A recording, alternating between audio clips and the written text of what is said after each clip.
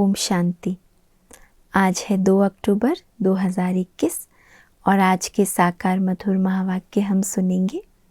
बाबा ने कहा, मीठे बच्चे, अब इस मृत्यु लोक का अंत है, अमर लोक की स्थापना हो रही है, इसलिए तुम्हें मृत्यु लोक वालों को याद नहीं करना है।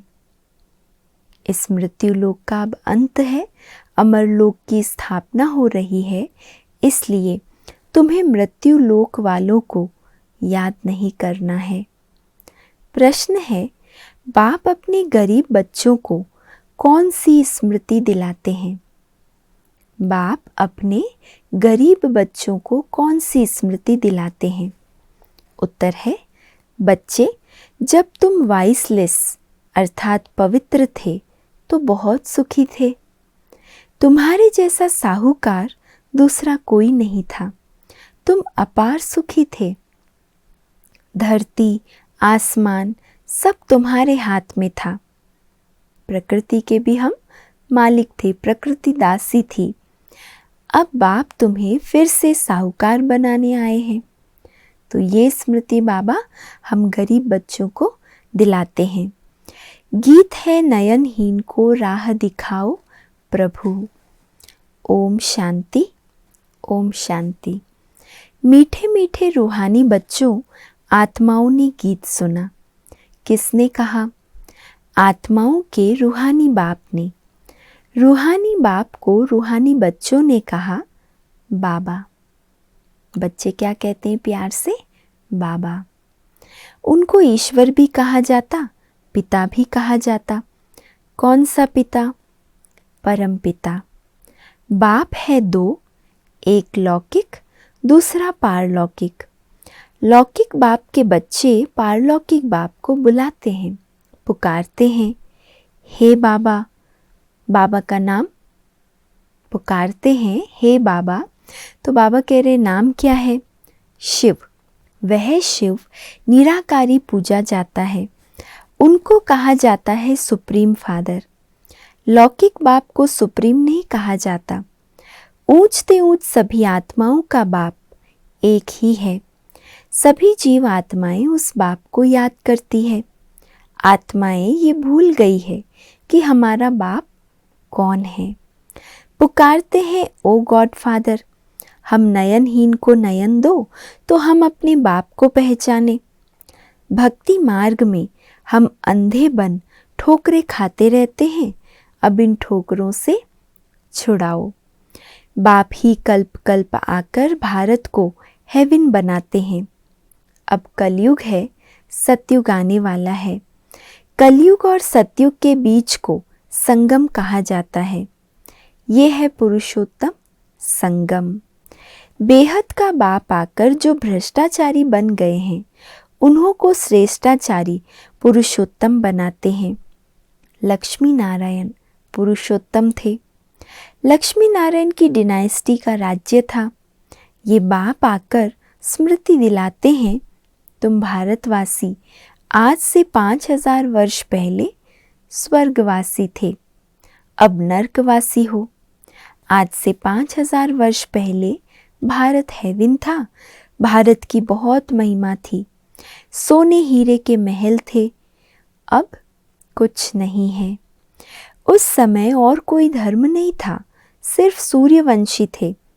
चंद्रवंशी पीछे आते हैं। बाप समझाते हैं, तुम ही सूर्यवंशी थे। बार बार बाबा स्मृति दिलाते हैं कि बच्चे आप ही सूर्यवंशी थे। अब तक लक्ष्मी नारायण के मंदिर बनाते रहते हैं, परंतु लक्ष्मी नारायण का राज्य कब था, कैसे राज्य पाया, ये किसको पता नहीं। पूजा करते हैं परंतु जानते नहीं तो ब्लाइंड फेथ हुआ ना। शिव की, लक्ष्मी नारायण की पूजा करते हैं, बायोग्राफी कोई नहीं जानते। भारतवासी खुद कहते हैं, हम पतित हैं। हे पतित पावन बाबा आओ, आकर हमको दुखों से, रावण राज्य से लिबरेट करो। बाप आकर सबको लिबरेट करते हैं। बच्चे जानते हैं कि सतयुग में एक ही राज्य था। कांग्रेसी लोग अथवा बापूजी भी यही मांगते थे कि हमको फिर से राम राज्य चाहिए। हम स्वर्गवासी बनना चाहते हैं। अब नरकवासियों का क्या हाल है देख रहे हो। इनको कहा जाता है हेल, डेविल वर्ल्ड। यही भारत डीटी वर्ल्ड था, अब डेविल वर्ल्ड बन गया है। बाबा समझाते हैं तुमने 84 जन्म लिए हैं, ना कि 84 लाख। ये तो शास्त्रों में गपोड़े लगा दिए हैं। आज से 5000 वर्ष पहले सदगति मार्ग था। वहाँ न भक्ति न दुख का नाम निशान था। कहाँ? भक्ति भी नहीं थी, दुख का नाम निशान भी नहीं था। हम सब सदगति में थे। वो था सतयुग। उनको सुख धाम कहा जाता है। बाप समझाते हैं तुम असल में शांति धाम के रहने वाले हो। तुम यहाँ पार्ट बजाने आए हो। पुनर्जन्म 84 होते हैं, ना कि 84 लाख। अब बेहद का बाप आया है तुम बच्चों को बेहद का वर्षा देने। बाप तुम आत्माओं से बात करते हैं और सत्संगों में मनुष्य को भक्ति की बातें सुनाते हैं। आधा कल्प जब भारत स्वर्ग था, एक भी पतित नहीं था। अब एक भी पावन नहीं है। ये है पतित दुनिया। बाप समझाते हैं गीता में कृष्ण भगवानुवाच लिख दिया है। कृष्ण भगवान नहीं है, ना कि उसने गीता सुनाई है। ये लोग अपने धर्म शास्त्र को भी नहीं जानते, अपने धर्म को ही भूल गए हैं। धर्म मुख्य है 4। पहले आदि सनातन देवी देवता धर्म, सूर्यवंशी, पीछे चंद्रवंशी, दोनों को मिलाकर कहते हैं देवी देवता धर्म।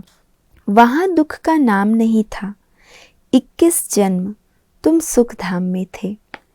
आज बाबा पूरा ही सतयुग की ही हमें सैर करा रहे हैं।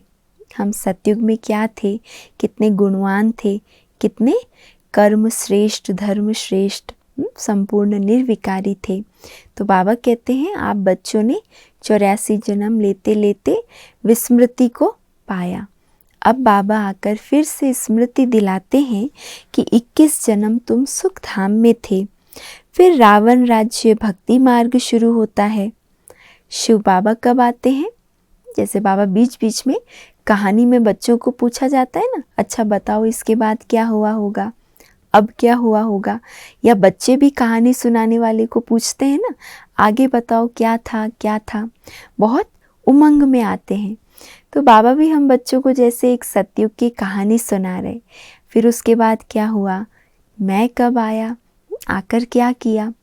तो बाबा कहते देखो शिव बाबा कब आते हैं, जब रात होती है, भारतवासी घोर अंधियारे में आ जाते हैं, तब बाबा आते हैं। गुड़ियों की पूजा करते रहते हैं, एक की भी बायोग्राफी नहीं जानते। भक्ति मार्ग में अनेक धक्के खाते हैं। तीर्थों पर जाओ, फेरा लगाओ, कोई प्राप्ति नहीं है। बाप कहते हैं मैं आकर तुमको ब्रह्मा द्वारा यथार्थ ज्ञान सुनाता हूँ। पुकारते हैं कि हमको सुख धाम और शांति धाम की राह दिखाओ। बाप कहते हैं आज से 5000 वर्ष पहले हमने तुम्हें बहुत साहूकार बनाया था, इतना धन दिया, फिर कहाँ गवाया। तुम कितने साहूकार थे। भारत कौन कहलाए, भारत ही सबसे ऊंच से ऊंच खंड था। वास्तव में सबका ये तीर्थ है, क्योंकि पतित पावन बाप का बर्थ प्लेस है। जो भी धर्म वाले हैं सभी की बाप आकर सदगति करते हैं। अब रावण का राज्य सारी सृष्टि में है, सिर्फ लंका में नहीं। जब सूर्यवंशी राज्य था तब ये विकार नहीं थे, भारत वाइसलेस था।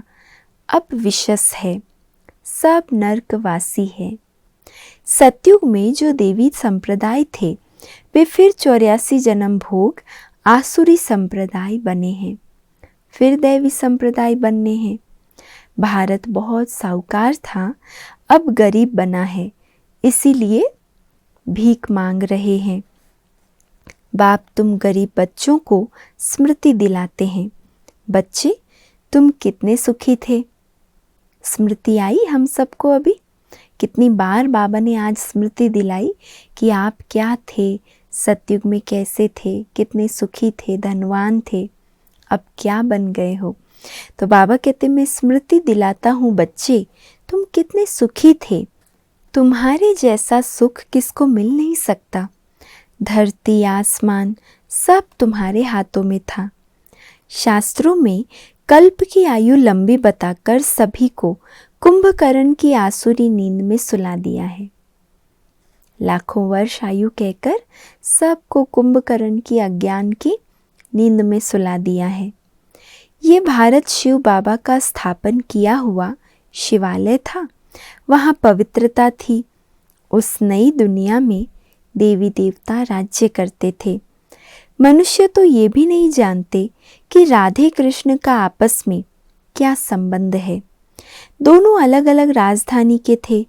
फिर स्वयंवर के बाद लक्ष्मी नारायण बने। ये ज्ञान कोई मनुष्य मात्र में नहीं है। स्पिरिचुअल नॉलेज सिर्फ एक बाप ही देते हैं। अब बाप कहते हैं आत्म अभिमानी बनो, मुझ अपने परम पिता को याद करो। याद से तमो प्रधान से सतो प्रधान बन जाएंगे। तुम यहाँ आते हो मनुष्य से देवता अथवा पतित से पावन बनने। अब ये है रावण राज्य। भक्ति में रावण राज्य शुरू होता है। सब भक्ति करने वाले रावण के पंजे में है। सारी दुनिया 5 विकारों रूपी रावण की कैद में है, शोक वाटिका में है। बाप आकर सबको लिबरेट कर गाइड बन साथ ले जाते हैं। उसके लिए ये महाभारत लड़ाई है जो 5000 वर्ष पहले लगी थी। अब बाप फिर से स्वर्ग बना रहे हैं। ऐसे नहीं जिनको धन बहुत है वो स्वर्ग में है, अभी है ही नर्क।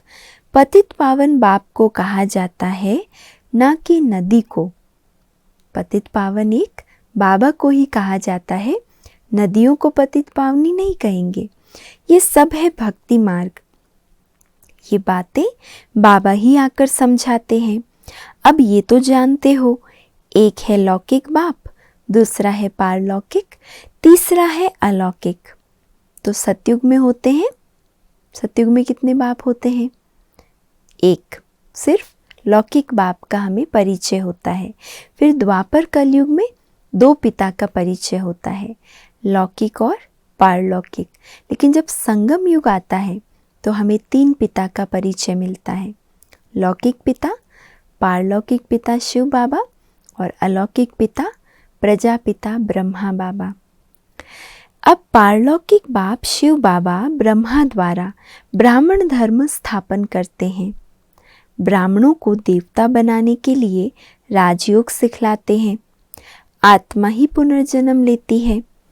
आत्मा ही कहती है मैं एक शरीर छोड़ दूसरा लेती हूँ। बाप कहते हैं अपने को आत्मा समझ मुझ बाप को याद करो तो तुम पावन बनेंगे। कोई भी देहधारी को याद नहीं करो। अब मृत्यु लोक का अंत है, अमर लोक की स्थापना हो रही है। बाकी सब अनेक धर्म खलास हो जाएंगे। सतयुग में एक ही देवी देवता धर्म था। फिर चंद्रवंशी राम सीता त्रेता में थे। तुम बच्चों को सारे चक्र की याद दिलाते हैं। शांति धाम और सुख धाम की स्थापना बाप ही करते हैं। मनुष्य मनुष्य को सद्गति दे नहीं सकते।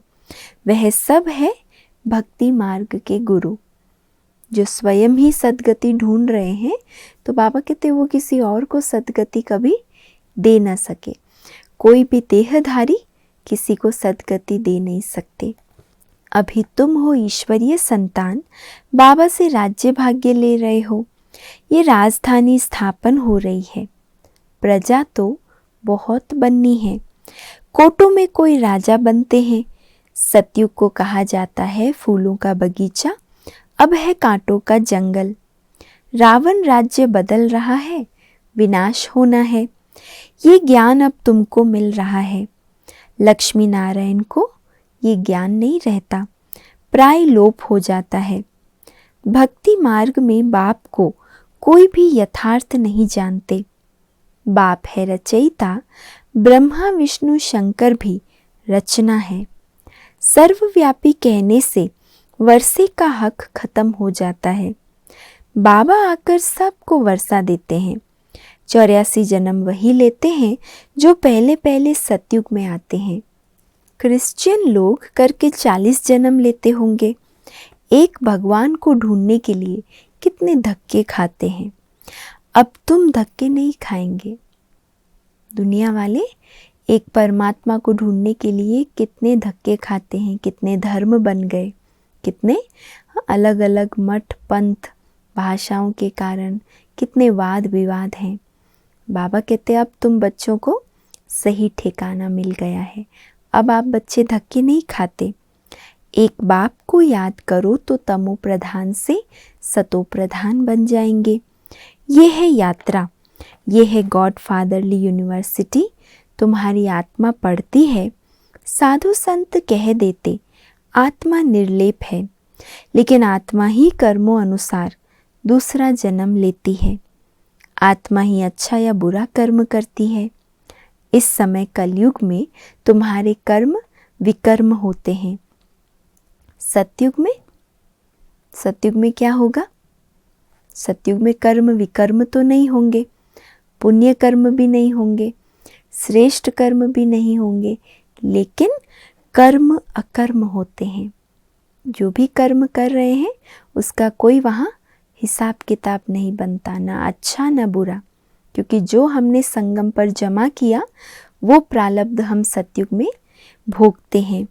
वहाँ विकर्म होता नहीं, वो है पुण्य आत्माओं की दुनिया। अच्छा, मीठे मीठे सिकीलधे बच्चों प्रति माता पिता बाप दादा का याद प्यार और गुड मॉर्निंग। रूहानी बाप के रूहानी बच्चों को नमस्ते, और हम सब रूहानी बच्चों की रूहानी माता पिता बाप दादा को याद प्यार, गुड मॉर्निंग और नमस्ते।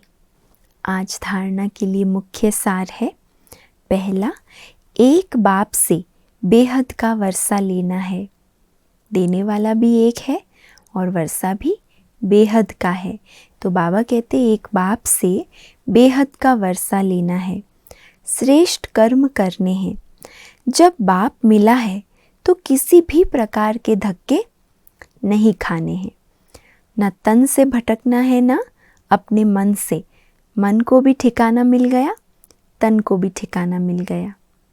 दूसरा है, बाप ने जो स्मृति दिलाई है उसे स्मृति में रख अपार खुशी में रहना है। कोई भी देहधारी को याद नहीं करना है। आज का वरदान है, निमित्तपन की स्मृति द्वारा अपने हर संकल्प पर अटेंशन रखने वाले निवारण स्वरूप भव। निमित्तपन की स्मृति द्वारा अपने हर संकल्प पर अटेंशन रखने वाले निवारण स्वरूप भव। निमित्त बनी हुई आत्माओं पर सभी की नज़र होती है। बाबा क्या याद दिला रहे? जो भी निमित्त हैं उन आत्माओं पर सबकी नज़र रहती है। इसीलिए निमित्त बनने वालों को विशेष अपने हर संकल्प पर अटेंशन रखना पड़े। अगर निमित्त बने हुए बच्चे भी कोई कारण सुनाते हैं तो उनको फॉलो करने वाले भी अनेक कारण सुना देते हैं। अगर निमित्त बनने वालों में कोई कमी है तो वह छिप नहीं सकती। इसलिए विशेष अपने संकल्प, वाणी और कर्म पर अटेंशन दे निवारण स्वरूप बनो। विशेष अपने संकल्प, वाणी और कर्म पर अटेंशन दे निवारण स्वरूप बनो।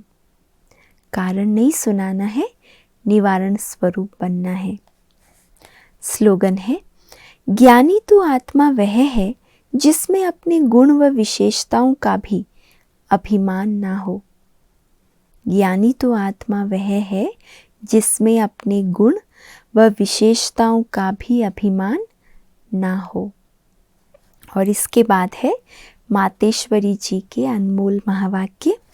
इसमें मम्मा ने टॉपिक बताया है मनुष्य की एम ऑब्जेक्ट क्या है और उसे प्राप्त करने का यथार्थ तरीका। हर एक मनुष्य को यह सोचना ज़रूर है कि अपनी अच्छी जीवन बनाने के लिए क्या उचित है। मनुष्य की लाइफ किस लिए है, उसमें क्या करना है। अब अपनी दिल से पूछें कि वो मेरी जीवन में पलटा अर्थात परिवर्तन हो रहा है।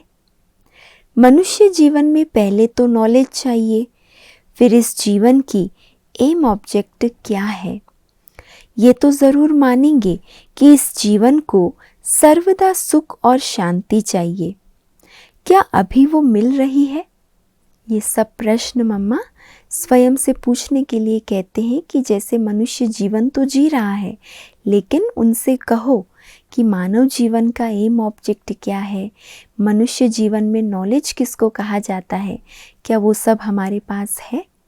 नयों को सुनाने के लिए मम्मा कितना सुंदर रीति से बहुत सर्विस की युक्ति बता रहे हैं कि हर एक मनुष्य के जीवन का लक्ष्य क्या है, एम ऑब्जेक्ट क्या है, क्यों मानव जीवन मिला है। ये सब प्रश्न जब तक मनुष्य स्वयं से नहीं पूछेगा तब तक समाधान की ओर भी जाएगा नहीं। तो इसीलिए मम्मा कहते हैं इस घोर कलयुग में तो दुख अशांति के सिवाय और कुछ है ही नहीं। अब सोचना है सुख शांति मिलेगी कैसे। सुख और शांति ये दो शब्द जो निकले हैं वो ज़रूर इसी दुनिया में कब हुए होंगे, तभी तो इन चीज़ों की मांगनी करते हैं। अगर कोई मनुष्य ऐसे कहे कि हमने ऐसी दुनिया देखी ही नहीं, तो फिर उस दुनिया को तुम कैसे मानते हो। इस पर समझाया जाता है कि यह दिन और रात जो दो शब्द है तो ज़रूर रात और दिन चलता होगा।